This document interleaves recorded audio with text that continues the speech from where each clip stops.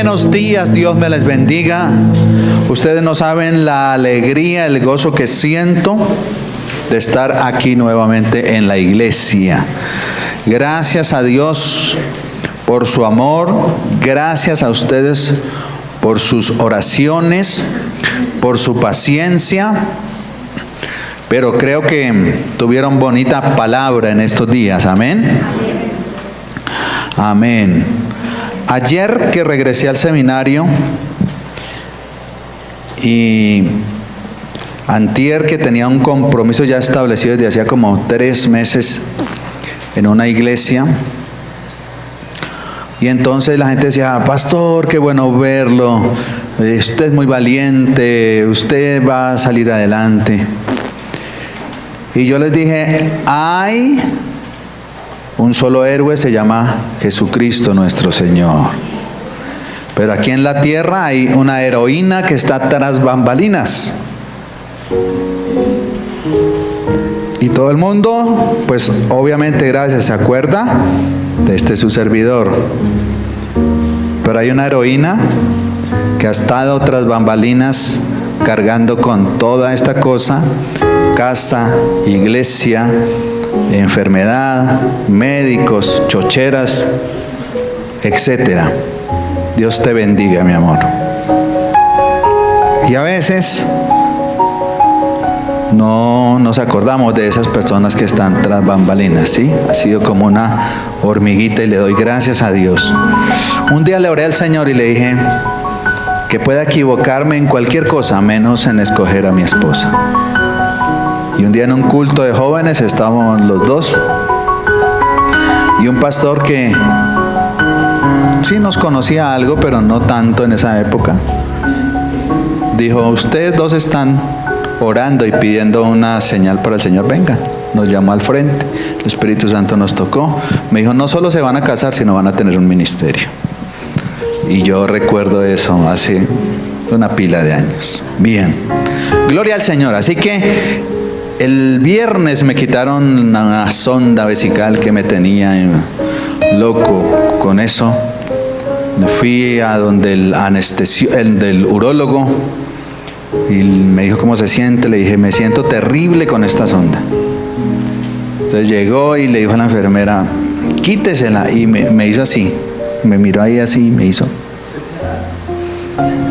Yo le dije: sí, doctor, en el nombre de mi Señor Jesucristo voy a estar bien y esa cirugía va a ser un éxito.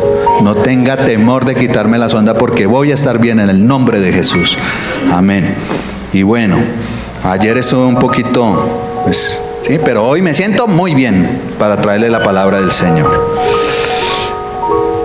8 domingos hablamos acerca de la familia.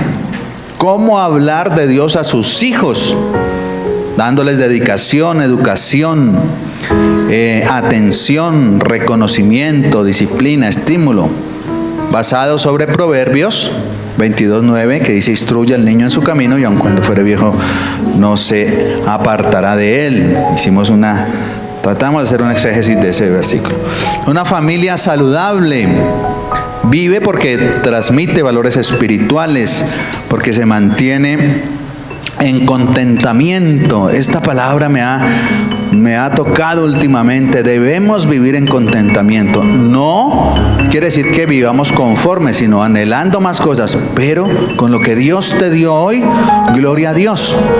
Si hoy te dio de almuerzo un pargo rojo, gloria a Dios. Si te dio arroz con huevo y tajadas, gloria a Dios. Eso se llama contentamiento, ¿sí?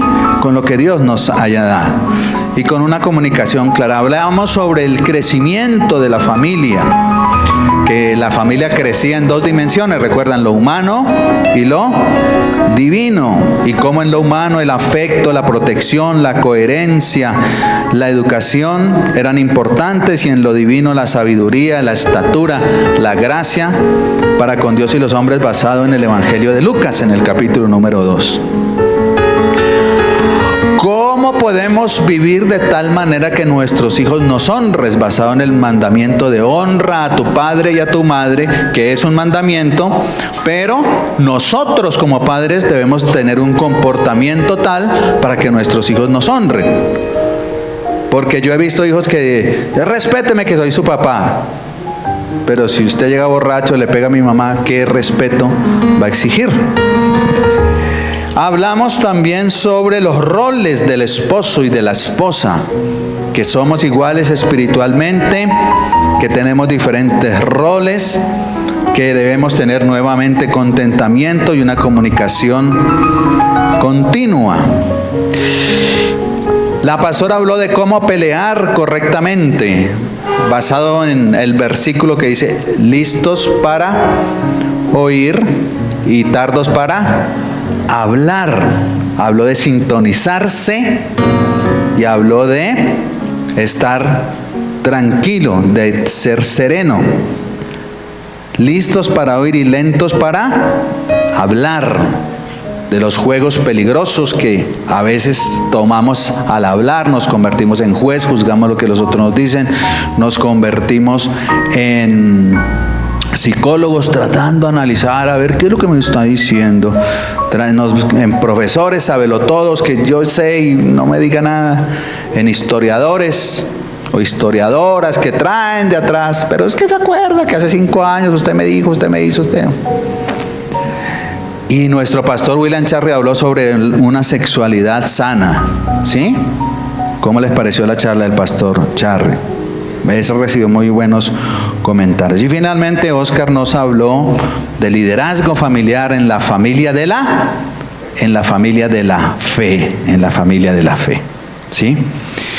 Y este mes de octubre celebramos 500 años de la Reforma Protestante. Y las Asambleas de Dios de Colombia, que de paso estamos cumpliendo 75 años, en todas las iglesias de las Asambleas de Dios vamos a celebrar de una manera especial los 500 años de la Reforma, porque nosotros somos producto de esa Reforma Protestante con Martín Lutero. Así que esto que yo les estoy predicando se va a predicar en todas las iglesias de Asambleas de Dios. Todos los pastores nos unimos para predicar una cosa que se llama las 5 solas. Pero ahorita les voy a explicar qué significa eso de las 5 solas. Pero antes quiero hacer un poquitico de historia, porque para recordarles o para instruirles, de pronto algunos no han tenido claridad de qué fue lo que pasó en la Reforma. La Reforma, regálame la siguiente, hijo. La siguiente, la fecha de la Reforma fue el 31 de octubre de 1517. El 31 de octubre de 1517. ¿Quién fue el impulsor o el gestor de la Reforma? Aunque hubo varios reformistas que salieron al tiempo. Martín Lutero, que era un teólogo alemán y profesor de Wittenberg, que era una especie de universidad en ese momento católica, y entonces él colgó ¿en dónde? En la puerta de la iglesia del castillo de Wittenberg, que 95 tesis, y con eso encendió la Reforma Protestante. La iglesia primitiva en el primer siglo comenzó a ser perseguida por varios emperadores, Nerón, Vespasiano y varios. Y la iglesia se mantuvo avivada en su doctrina, en su fe. Pero cerca del año 300, entre el 300 y 350, Constantino declaró oficialmente la religión cristiana como la religión del Imperio Romano. Y la religión comenzó a montar una estructura y algunos dogmas filosóficos y algunas cosas que traía el Imperio Romano los volvió religiosos. Lo que era secular lo comenzó a volver religioso. Entonces, para el año 1500, comenzaron a trabajar acerca de las indulgencias. ¿Qué eran las indulgencias? Digamos que, para ponerles un ejemplo más claro, ¿no? Entonces, venía Mafe y me decía, usted sabe, voy a tomar este ejemplo, usted sabe que mi esposo se murió, y usted sabe que él era como terrible, él era terrible, terrible. Entonces, padre o obispo Jaime, yo no quiero que él se vaya para el purgatorio. ¿Por qué? Había una concepción platónica, por eso digo que filosofías se metieron en la iglesia, de que el alma tenía que volver al estado en que fue original. Platón decía que había dos mundos, el mundo de las ideas donde todo era perfecto y en el mundo natural donde era imperfecto. Entonces, por ejemplo, en el mundo de las ideas había una silla perfecta, pero ya se materializó esta silla, pero esta silla era imperfecta. No podía ser nunca igual al mundo de las ideas. Y eso se pasó al hombre. Entonces, el alma del hombre era perfecta en el mundo de las ideas, concepción platónica, pero al venir y meterse en el cuerpo de la persona quedaba imperfecta. Entonces, esa alma, para volver al mundo de las ideas, según Platón, ¿sí?, y al cielo, entre comillas, mire que entonces tenía que purificarse. ¿Y dónde se purificaba? En el purgatorio. Entonces ella venía y me decía, ¿qué hacemos, obispo? Yo le dije, sí, su marido era como bien malito, ese. ¿Como cuántos años cree usted que le tocará pagar en el purgatorio? Así como le era, mínimo 20. Dijo, ay, el que le tiene miedo al calor, ay, no, y no habrá alguna forma de hacer que ese tiempo sea menor. Entonces el obispo le decía, mija, ¿y esa hacienda que su merced tiene, cuántas hectáreas tiene? No, pues yo le podría dar la mitad de la hacienda a la iglesia. Ah, bueno, mija, entonces pase la mitad de la propiedad a que sea propiedad de la iglesia y entonces le rebajamos unos 10 años. Uy, no, pero 10 años todavía, eso es mucho, pobrecito, él ni el agua caliente la resistía. ¿Cómo? No, pobrecito. Entonces el obispo le decía, pues no tienes unas moneditas de oro, de plata, unas joyitas, y te lo dejamos en un año. Entonces, ¿qué implicaba eso? La gente que tenía dinero podía, ¿qué?, salvarse y pagar las indulgencias y pagar el purgatorio. Pero me venía por acá donde la hermana que era pobre y no tenía nada, y el marido era igual o peor, y quiso me sé que tiene, no tengo nada, ni una moneda, una monedita. Pues eche la monedita, pero mínimo le tocarán 18 años. Entonces comenzó a trabajarse el asunto del purgatorio y a haber una diferencia entre la clase social. Acuérdense que la palabra se daba de espaldas y en latín. ¿Qué tal yo hablándoles en latín aquí y no mirándolos a ustedes? Ninguno podía leer la Biblia, era un pecado. Entonces había una estructura religiosa. ¿Y qué hizo la Reforma? ¿Qué hizo Lutero? Romper con la estructura religiosa de ese siglo al hacer una exégesis completa de la Biblia, y especialmente en Romanos, donde dice que la salvación es por fe. Entonces él dijo, ¿cómo así que por fe no hay que pagar? No, es por fe y es gratuita y está accesible a todos. Y especialmente cuando algunos obispos decían, la monedita cae en el cofre y el alma salta del purgatorio al cielo para construir la catedral de San Pedro. Entonces Lutero se rebela, protesta contra esa estructura religiosa que estaba oprimiendo más a los pobres, haciendo más ricos a los ricos y a la iglesia, y diciendo que los que se podían salvar realmente eran los que tenían cómo pagar. Ahora, solo piense, si esas estructuras religiosas Lutero realmente las terminó, o si hemos levantado otras estructuras religiosas más o menos similares o parecidas, y ahí se lo dejo. Entonces Lutero coloca sus 95 tesis, y Zwinglio lo hace en Holanda, y varios reformadores, son varios, Calvino y otros. Y entonces sus tesis se resumen en 5 solas. Ahora sí, miremos las 5 solas. Entonces, ¿qué son las 5 solas? Que Lutero decía: sola Escritura, solo Jesucristo, sola gracia, porque entendió que la salvación se recibe por gracia, es un regalo, es un don inmerecido que nosotros tenemos. No hay que pagar para ser salvos.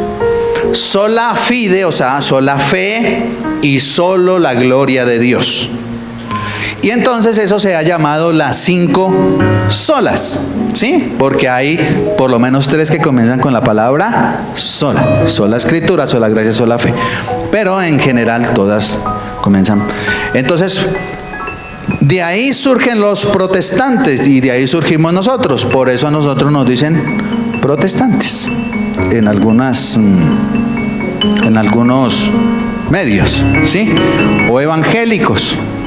Porque sí está bien que nos digan evangélicos, porque nuestra dogma de fe es el evangelio. Entonces, las 5 solas. Entonces vamos a hablar hoy de la primera sola. Entonces durante los 5 domingos hablaremos, los 5 domingos de octubre hablaremos de las 5 solas. Hoy nos toca una sola, la sola Escritura. Sola Escritura, y es porque está en latín. Sola Escritura. La palabra de Dios es la máxima autoridad para un creyente en materia de fe y en materia práctica. Es decir, que este libro que está aquí es como el inserto que usted tiene cuando compra un electrodoméstico, por ejemplo. Usted compra un electrodoméstico y entonces ahí dice las instrucciones. Generalmente usted nunca las lee, o uno no las lee, lo saca y lo bota. Viene la garantía y vienen las instrucciones. Y generalmente uno nunca llena la garantía, y llama y se le añade, y la garantía, ay. Entonces, todo creyente tiene unas instrucciones para su fe y su conducta, ¿sí? Que se llama la Escritura. Se llama la Escritura. Nadie, absolutamente nadie, que contradiga la revelación de Dios puede regular la vida del creyente. Por eso yo les he insistido en esta iglesia y en varias prédicas: lo que yo diga aquí, examínelo a la luz de la palabra. Tiene ese, no permiso, esa libertad y ese compromiso además. Bueno, vamos a ver qué, ¿sí? Porque no es solo porque a veces uno pregunta, ¿no? No preguntando a alguien sobre el purgatorio. ¿Usted cree en el purgatorio? No. ¿Y por qué? Porque mi pastor dijo que eso es del diablo. Ah, ya. No, que tenga un argumento, un sustento. Un pastor amigo que nos estaba dando una conferencia, y entonces él está hablando en su conferencia que el Nuevo Testamento fue escrito en griego, y un pastor le dijo: lo espero en la iglesia porque tengo un mensaje para usted. Y lo sentó ahí en una silla, le puso 7 mujeres de las guerreras de guerra espiritual, y dijo: hay herejes que dicen que la Biblia se escribió en griego, pero la Biblia se escribió en español, y esos tienen demonios y vamos a liberarlos. Y la gente, ahí las 7 guerreras, me decía él, había una grande así, y me cogieron del pelo y del saco y me decía, vomite, saque. Y el pobre no sabía qué hacer. Hasta que dijo, ya salió.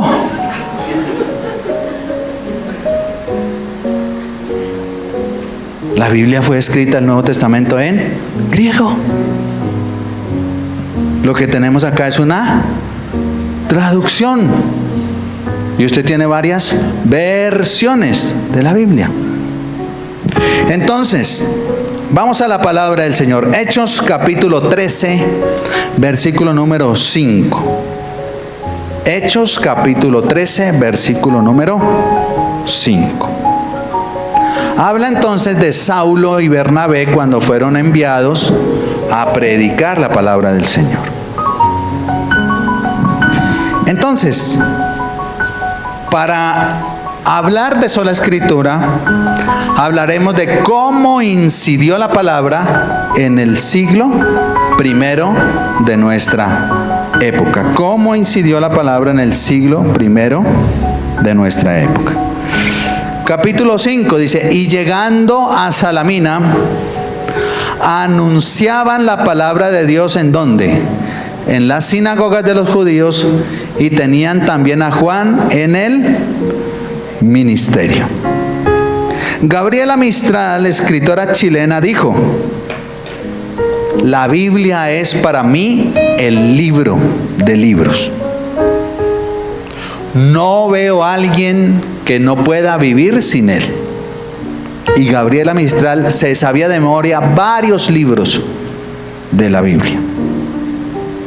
Y una de las argumentaciones de Lutero en sus 95 tesis es que sola escritura, es decir, sola palabra.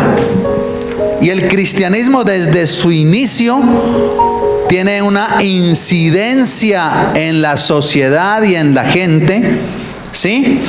Y esas mismas incidencias son las que nosotros tenemos que tomar hoy y tratar de imitar a la iglesia del primer siglo. Y la primera es esa que acabamos de leer, que anunciaban ¿qué cosa? ¿Qué dice el texto? Mírelo ahí, el 5. ¿A qué anunciaban? Vuélvalo a decir, ¿qué anunciaban? La palabra. Por eso, ojo mis amados, hoy tenemos muchos medios, televisión, radio, YouTube, todas las cosas. Usted puede escuchar cientos de predicadores. Yo le decía eso a un pastor, le decía, hoy no predicamos solos, hermano. Nos toca predicar con Pepito, con este y con este. Pero yo a veces no discutimos, ¿cómo se llama? Disertamos, o bueno, discutimos. Porque ella dice, ay, mire, tan lindo, ay, vea, mire ese estadio lleno de gente, y ay, mire. Entonces yo lo escucho y le digo, ¿y dónde está la palabra? ¿Y dónde está la palabra? Yo puedo pararme aquí y decirle, póngase en pie, vamos, usted va a salir adelante, usted puede, usted es un guerrero, usted es una guerrera, vamos, y lo motivo. Y su motivación le durará mientras el culto. Pero yo espero de ustedes, mis hermanos, que usted salga de aquí no solamente motivado, sino salga que hemos predicado 8 domingos acerca de la familia. Por lo menos que alguna cosa le quede, y las prédicas están ahí para que usted las vuelva a escuchar. Y yo esperaría que por lo menos en un tiempo prudencial usted haga acopio de esa palabra y usted la ponga en práctica. Que usted ame a sus hijos, que usted entienda que con su esposo son iguales, solo que tienen diferentes roles, que usted tenga contentamiento, etcétera, lo que hemos predicado. Pero que usted salga de aquí con una reflexión en su mente, pero también lleno, pletórico del poder del Espíritu Santo de Dios. Amén. No salga solo emocionado, porque estamos en la generación de la emoción. Lo que yo sienta. Mató al vecino, pero se siente bien, entonces está bien, tranquilo. Si se siente bien, no hay problema. Eso es lo que es. Entonces anunciaban la palabra y llegados a Salamina anunciaban la palabra. Ese debe ser el enfoque de la iglesia: predicar la palabra del Señor. Y debe predicar la palabra de Dios mediante la acción del Espíritu Santo de Dios. Siempre que anunciamos la palabra, debemos estar bajo la cobertura, la unción, la gracia del Espíritu Santo. Y no confundan, amados hermanos, la unción del Espíritu Santo con que usted se caiga para atrás, con que usted tenga manifestaciones. Esa no es la unción del Espíritu Santo, aunque puede pasar. Aquí ha pasado en la iglesia, pero la gente confunde. Que ese pastor sí tiene, vea, unción, y que me tocó y pum, me caí. Yo he estado con pastores muy reconocidos y que no me ha tocado el Espíritu Santo, me ha empujado el pastor. Lo cogen de la cabeza uno y lo mandan allá y pues colaborémosle. Pero he estado como estuvimos, porque eso que nos dijeron del ministerio no fue una vez, fue confirmado. Vino un pastor, yo no sé si le haitiano grande, ¿no? Vestido de blanco, y nosotros estábamos ahí. ¿Cómo están ustedes dos? Dijo: ustedes dos, párense, vengan. Y no habíamos hecho un paso y se quitó la capa y hizo así, ¡fua! Y allá, como si me hubieran dado un lamparazo en el pecho, y allá caímos. Eso es unción del Espíritu Santo. Pero no siempre se manifiesta así. No necesariamente. ¿Qué es la acción del Espíritu Santo? La que nos revela a todos los creyentes, ¿sí?, lo que quiere decir la palabra. Voy a usar dos palabras técnicas hoy, y discúlpenme que use tecnicismos. La unción del Espíritu Santo me permite hacer una exégesis de la palabra. Uy, ¿qué es eso? Eso parece un demonio. No, la exégesis es cuál fue la intención del autor. Yo debo buscar qué fue lo que, en este caso, Lucas quiso decir al escribir esto. Y si yo logro entender, es una ciencia y hay que estudiarla, y hay que saber, hay que por lo menos tener conocimientos de griego, de hebreo, y saber buscar. Y eso que quiso decir Pablo, luego yo lo contextualizo para la iglesia y sin. Eso que yo hago se llama hermenéutica. Para esta misma palabra que fue dada allá, con un significado allá, con un contexto social, político, económico, fue dada allá, hoy yo la pueda traer y pueda sacar el principio, el mensaje que Dios quiere para la iglesia. Y eso necesita la revelación del Espíritu Santo de Dios. Necesita la revelación. Por eso decimos que es a través del Espíritu. Y es aplicable en todo lugar, porque allá decía en Salamina, pero ponga ustedes esa Salamina en cualquier lugar de esta tierra. No hubo enfermera ni médico que me visitara que no se fuera con la palabra del Señor. Las enfermeras llegaban a turno. Decían, porque estuvo hospitalizado 2 veces ahora en esta cirugía. Una, y a los 3 días empezó una infección urinaria severísima, y purrundún, hospitalizado otra vez. Y ellas llegan a cambio de turno, entonces llegan todas las enfermeras del piso. Los que han estado hospitalizados saben, ¿sí? Entonces ella, la jefe le dice a la otra jefe: el señor Jaime es un paciente que tiene esto, y ah, bueno, y está bien, está sin fiebre. Cuando ya iban a salir, yo le dije: no se vayan, no se vayan. ¿Por qué no oramos? ¿Me permiten orar por ustedes? Y yo les decía, y me hacían caso. Tómense de las manos y pidámosle al Señor que hoy sea un día maravilloso. Y yo le hacía una oración: Padre, dales gracia en sabiduría ante sus pacientes. Y apenas se voltean, pues, ¡ay, tan lindo! No hubo enfermera que se quedara sin Biblia. Y venían a reclamarme, ay, usted le escribió a Yamile, mire, y a mí no me escribió nada. Es que no me acuerdo porque yo trataba, esta cómo se llama. Pero a veces se me escapaba el nombre de alguna, especialmente de las jefes que a veces están en la estación de enfermería y no están mucho. Entonces vino la jefe y me dijo, ay, usted me mandó la Biblia pero no me escribió nada, escríbame. En cualquier lugar de la tierra, del mundo, en cualquier lugar de la tierra. Número 2. Y el procónsul Sergio Paulo, varón prudente, deseaba oír la palabra. Versículo 7. ¿Sí dice así? Y el procónsul, ¿quién? Sergio, varón prudente, ¿qué cosa? ¿Qué dice ahí? ¿Qué palabra? Deseaba, ¿qué es cosa? ¿Oír qué? Deseaba oír la palabra. La gente desea oír la palabra del Señor. La señora del aseo llegaba con y yo, su merced, ¿cómo le va? Dios la bendiga. Y yo, mientras ya trapeaba, yo me le averiguaba la vida. ¿Y usted dónde vive? ¿Y usted qué hace? Y usted dijo, no, tengo que salir corriendo. Tengo un hijo con un linfoma. Y le dije, ¿cómo se llama su hijo? Edwin. ¿Quiere que oremos por Edwin? Venga, oramos por Edwin. Venga, hágase para acá. Y me dice, venga, Padre, en el nombre de Jesús. La señora del aseo, que trapeaba la pieza en la clínica. La gente desea oír la palabra. Las enfermeras vinieron, ay, escríbame en la Biblia. A los médicos, a la anestesióloga, a los médicos, doctor, ¿me permite sus manos? El doctor se quedó mirándome y Padre, dirige estas manos en el nombre de Jesús, Señor. Que seas tú a través de este científico. Y el tipo se quedó. Porque a mí se me quitó la pena. Se me quitó la pena.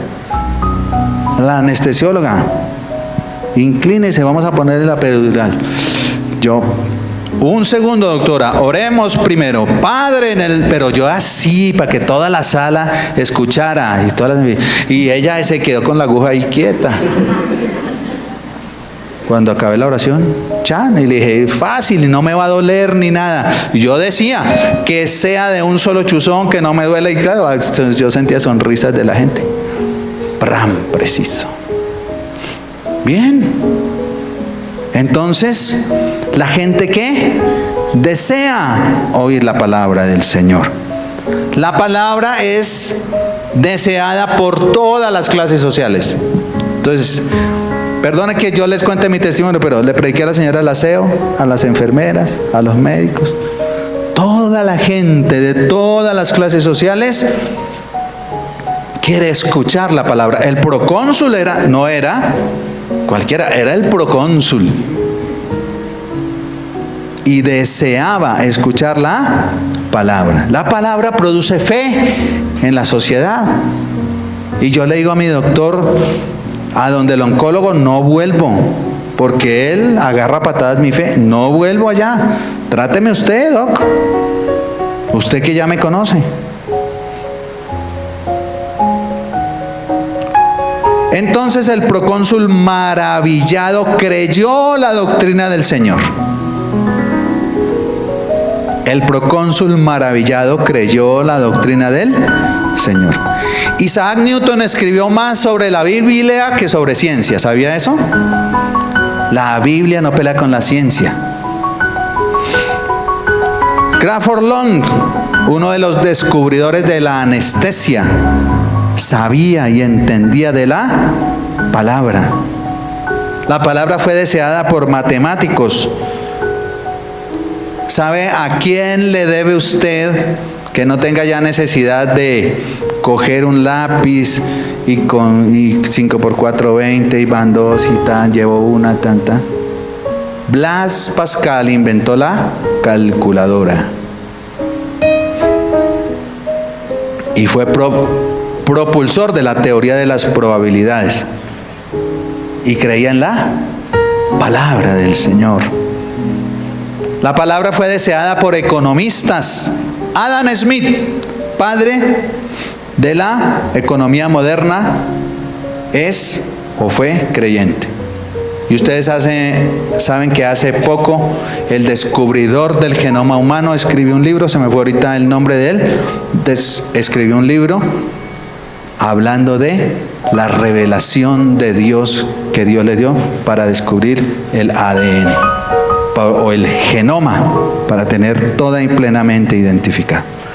Así que la palabra de Dios es sobrenatural. La palabra de Dios puede llegar a cualquier persona, porque tiene un poder inherente en la palabra. Entonces, cuando yo hablo la palabra de Dios, cuando yo como iglesia predico la palabra de Dios, la palabra de Dios tiene un efecto sobrenatural sobre la gente. ¿Por qué la gente en una prédica se convierte? Porque la palabra de Dios tiene un efecto sobrenatural. Yo no convierto a nadie, usted no convierte a nadie, usted no cambia a nadie, usted no cambia maridos. Porque eso sale en el periódico, no le cambio a su marido en 3 días, se lo hago, se lo ligo, no. Quien cambia, quien transforma, quien convence, se llama el Espíritu Santo de Dios. Dale un aplauso al Señor, por favor.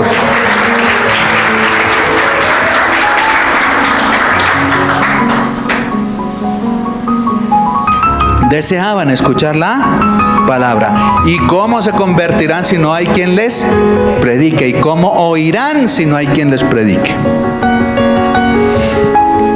Número 3. Se convocaba a la sociedad, con la palabra. Versículo 44 del texto de Hechos capítulo 13. Al siguiente día de reposo se juntó, ¿quiénes? ¿Qué dice Lucas? Casi toda la ciudad, ¿a qué? A oír la palabra de Dios. Cuando predicamos la palabra de Dios trae multitudes de personas, trae multitudes de gente. La palabra de Dios es la respuesta a la inquietud de los pueblos. Martín Lutero se metió en la palabra, hizo una exégesis de la palabra, comenzó a predicar la palabra y formó un movimiento de miles y miles de personas. ¿Por qué? Porque simplemente lo que hizo Lutero fue romper las estructuras que mantenían alejado al pueblo de Dios, porque con esa estructura, ¿qué pueblo se iba a acercar a Dios? ¿Cómo podía el pueblo acercarse a Dios si el culto era en latín y de espaldas, si la escritura se prohibía leer la Biblia, si los ricos eran únicamente los que se salvaban? Y Lutero, que ve en su época, ¿han visto la película Lutero? Se la recomiendo, está por internet.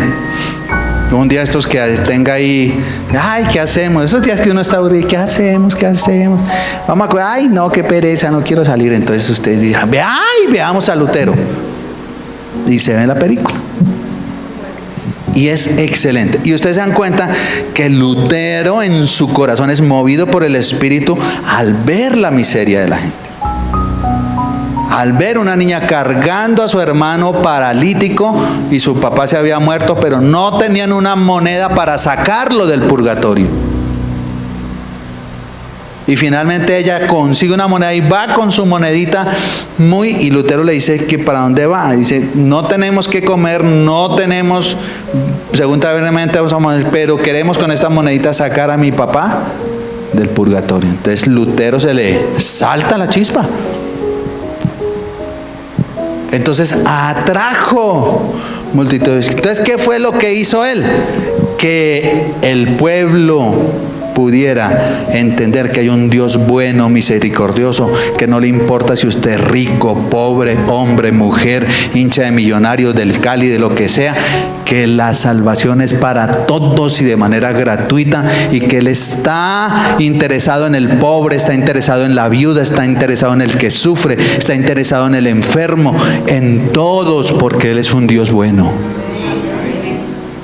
Entonces, lo que hizo Lutero fue acercar a Dios al pueblo, rompiendo las estructuras. Lo mismo hizo Jesús. Otro día les predico de eso. cómo Jesús rompió las estructuras del judaísmo, que esas cayeron, pero levantaron otras.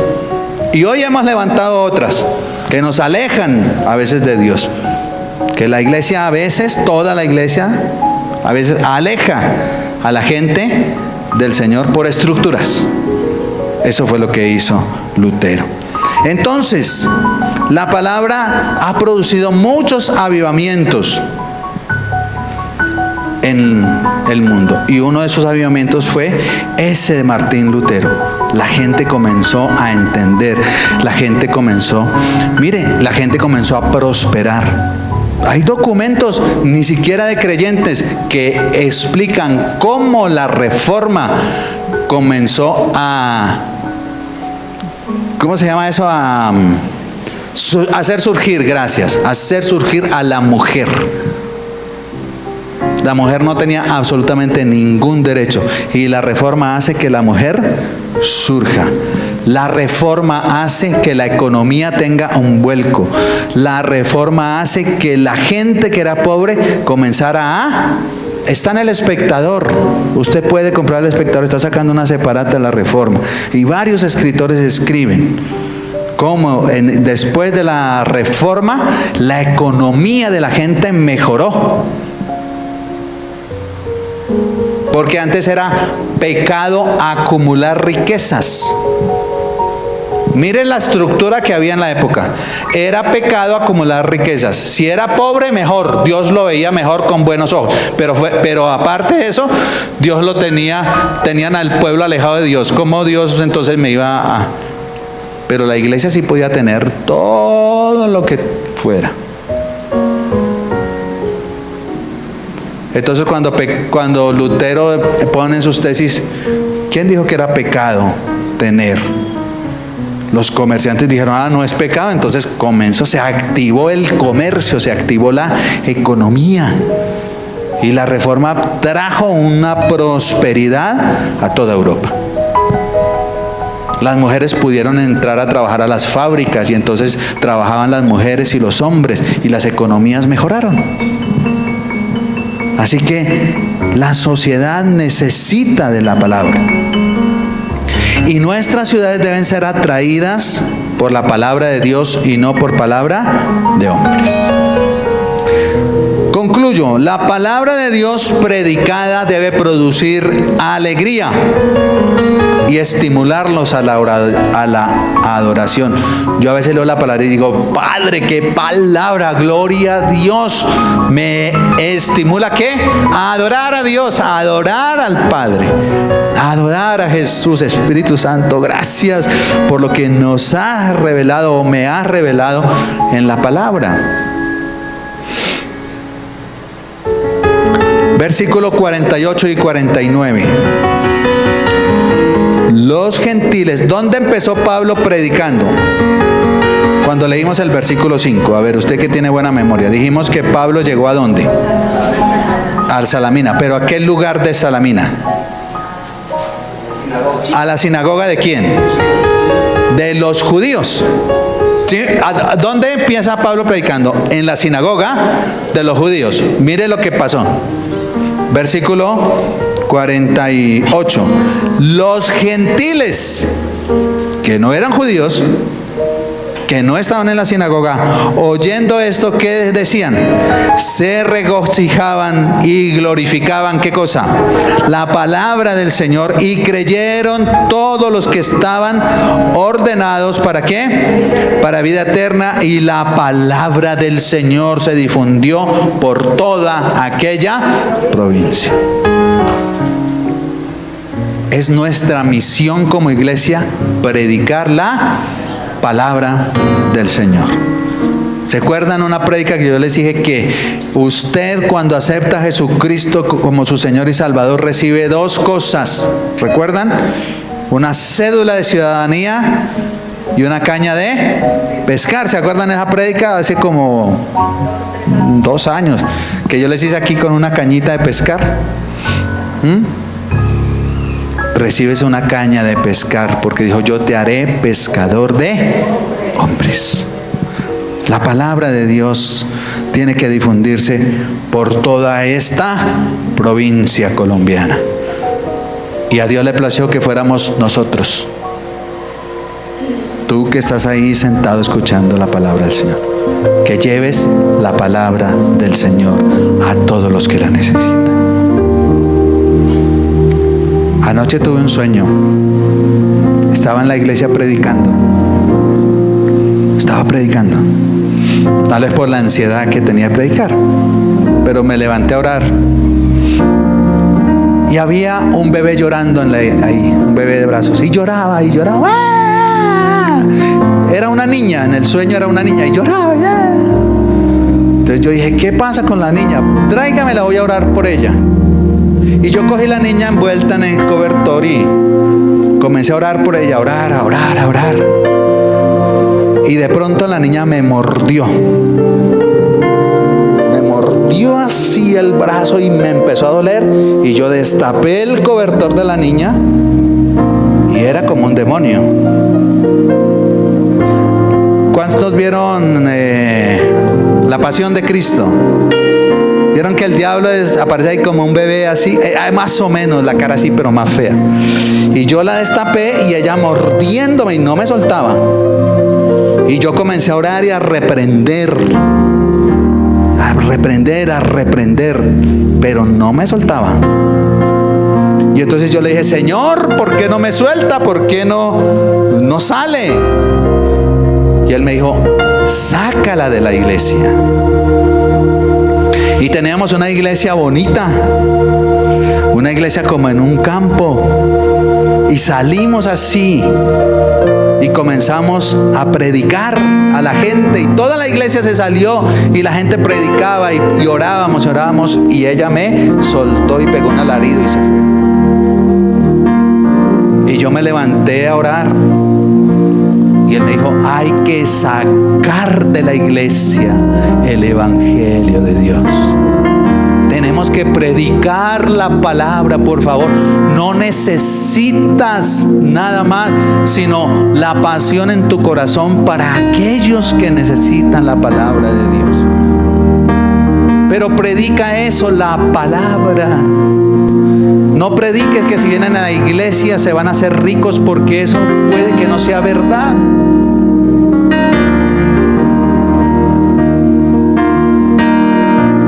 Yo no soy rico. Vivo en contentamiento gracias a mi Señor.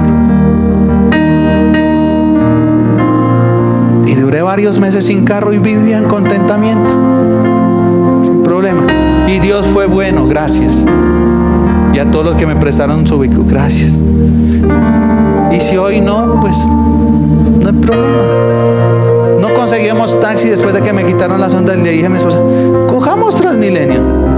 Le dije, yo me siento mejor de pie. Pero mientras pasa el trancón, venga, nos tomamos un café. Y salimos, nos tomamos un café, nos fuimos. Y yo le dije, Dios nos va a aparejar un Transmilenio desocupado. ¿Pasó así o no? Pasó y nos vinimos sentados y llegamos a la casa. Y le dije, déme una vueltica por el Éxito y gásteme un helado, porque llevo un mes sin salir de la casa y quiero conocer la gente y mirar cómo es toda esta cosa. Estoy aburrido ya de estar encerrado.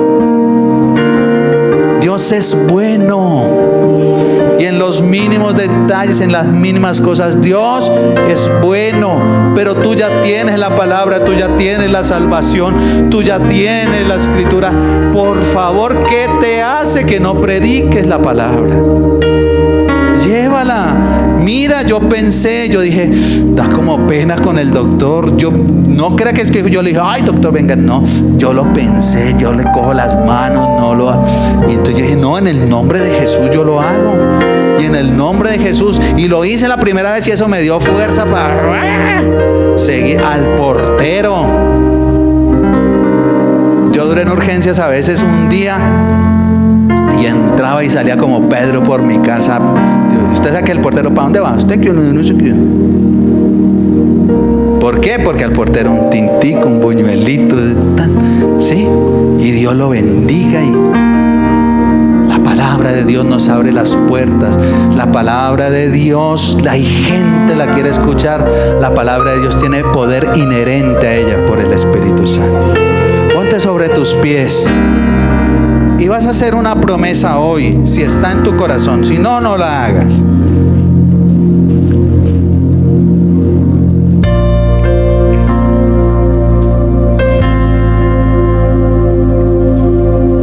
Vas a decirle, Señor, esta semana quiero hablarle a una persona de la palabra.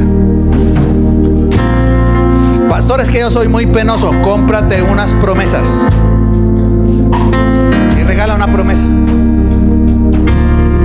Pastor, es que yo no sé qué decir. No le diga nada, dele un abrazo y dígale: Dios te ama y Dios está contigo. ¿Qué es que tengo un hijo que está? Abrázalo y dile: la Biblia dice, cree en el Señor Jesucristo y serás salvo tú y tu casa. Consigue alguna cosa, invéntate. El Espíritu Santo te colocará la manera como debes llevar la palabra y como debes predicar la palabra. Aleluya. Padre, gracias por tu palabra, Señor. Oh, mi amado Señor, mil gracias por tu palabra poderosa, por tu palabra que es como espada de dos filos, Señor. Por tu palabra que la gente quiere oír, por tu palabra que transforma, por tu palabra, Señor, que es viva y eficaz, por tu palabra, Señor, encarnada en ti mismo, Señor. Gracias por las enseñanzas que dejaste en este libro maravilloso, el cual nosotros amamos y es nuestro canon de fe y de conducta. Hable con el Señor y dile: Señor, permíteme. Dile: Señor, permíteme que en esta semana yo pueda predicar tu palabra. Que en esta semana yo pueda hablarle a alguien. Que esta semana pueda dar una palabra de consuelo a alguien, a un vecino, a un amigo, a un conocido, a un familiar, a alguien, a un desconocido. A alguien tú le puedas hablar de la palabra del Señor. Cántale esta canción al Señor. Tu palabra que se lleva la desesperanza. Sí, Señor. Tu palabra que pasa en el cielo y la tierra nunca pasará. Tu palabra que nunca regresará vacía. Sí, Señor. Tu palabra es mi alimento, mi delicia. Cuánto amo yo tu palabra. ¿Cuántos aman la palabra del Señor? Es delicia. El salmista escribió: es como miel a mis labios tu palabra. Aleluya. Tu palabra que se lleva la desesperanza. Tu palabra que aunque pase en el cielo y la tierra nunca pasará. Tu palabra que nunca regresará vacía. Tu palabra es mi alimento, mi delicia. Cuánto amo yo tu palabra.